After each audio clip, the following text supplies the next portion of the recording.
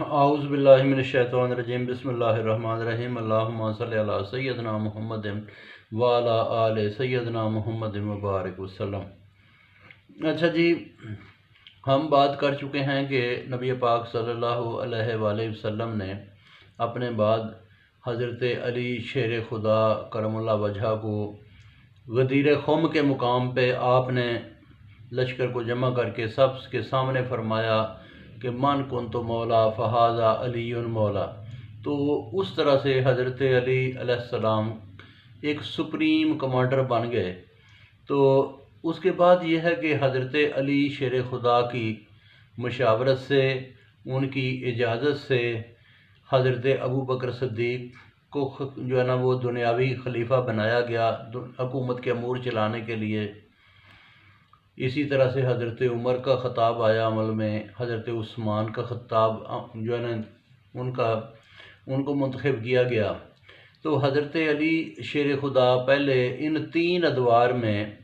ایک supreme commander کے طور پر موجود رہے، کیونکہ ہدایت کے راستے میں آپ نے فرمایا تھا کہ میں تم میں دو چیزیں چھوڑ کے جا رہا ہوں، کتاب اللہ و اطرت اہل بیت، کہ ایک اللہ تعالیٰ کی کتاب اور دوسرا نبی پاک صلی اللہ علیہ وآلہ وسلم کی اہل بیت۔ تو ان میں اہل بیت کے لیڈر اس وقت جو لیڈنگ رول پہ تھے حضرت علی علیہ السلام تھے۔ تو ہوا یہ کہ آپ نے دیکھا ہوگا، یہ آپ ہسٹری کو بغور مطالعہ کریں، کسی مولوی سے، کسی عالم سے، کسی ذاکر سے سن کے نہیں، اپنا امپارشل آپ اسٹڈی جب کریں گے تو آپ بالکل اس نقطہ نظر سے آپ جو ہے نا وہ آپ ایگری کریں گے کہ حضرت ابو بکر صدیق کے دور میں تقریباً 9 جگہوں پہ لشکر گیا، 9 کمپینیں، 9 بڑی جنگیں سامنے آئیں۔ حضرت عمر کے دور میں 27 جنگوں کا ذکر ملتا ہے، حضرت عثمان کے دور میں جو ہے نا وہ کوئی 11 جنگوں کا ذکر ملتا ہے۔ تو کسی جگہ کے اوپر بھی حضرت علی شیر خدا کمانڈر بن کے کسی جگہ کے اوپر بھی کسی جنگ میں نہیں گئے، کسی بھی دور میں۔ اس کی وجہ اس کی یہ تھی کہ ان کو کہا جاتا تھا کہ نہیں، آپ سپریم کمانڈر ہیں، سپریم لیڈر ہیں، آپ کے بغیر کام نہیں چلتا، آپ خلیفہ کو بھی گائیڈ کرنے والے ہیں، آپ جو ہے نا یہ دینی معاملات میں، دنیاوی معاملات میں آپ ہمیں گائیڈ کرتے ہیں۔ تو مختلف جو ہے نا وہ اور کمانڈر جاتے رہے۔ یہ پھر آگے جو مجبوری بنی کہ جب آپ نے جو ہے نا وہ دین کی گائیڈنس کے ساتھ ساتھ، دنیاوی گائیڈنس کے ساتھ ساتھ، جب آپ نے پھر خلیفہ چہارم کے طور پہ دنیاوی خلافتی امور بھی سنبھالے، تو اس کے بعد جو ہے نا یہ جنگ صفین، جنگ جمل، جنگ صفین، ٹھیک ہے جی، یہ خارجیوں کے خلاف جنگ نہروان، یہ پھر آپ نے اس میں ایز اے فوجی کمانڈر آپ نے ایز اے جو ہے نا وہ آپ نے ایک کمانڈر کے طور پہ پھر آپ فوج لے کے گئے،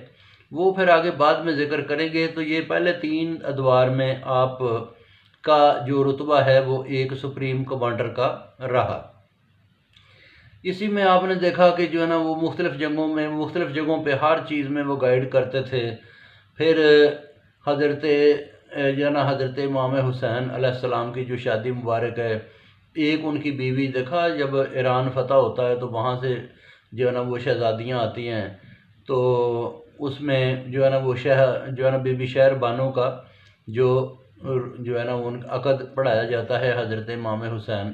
علیہ السلام کے ساتھ۔ تو بہت پیار تھا، محبت تھی۔ حضرت علی شیر خدا کے بہت سارے بچوں کے نام جو ہے نا وہ ان تینوں کے